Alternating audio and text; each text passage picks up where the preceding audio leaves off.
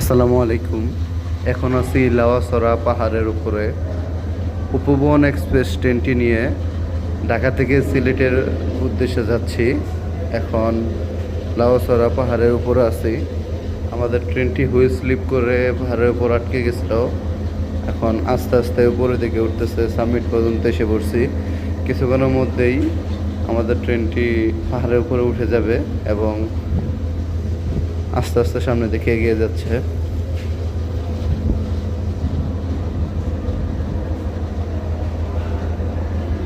ইনশাল্লাহ আর সমস্যা নেই, কিছুক্ষণের মধ্যে আমরা পাহাড় থেকে নিচের দিকে নামতে থাকবো। সবাই দোয়া করবেন আমরা যাতে নিরাপদে আমাদের গন্তব্যে পৌঁছাতে পারি। সবাই ভালো থাকবেন, সুস্থ থাকবেন, সাথে থাকবেন। আসসালামু আলাইকুম।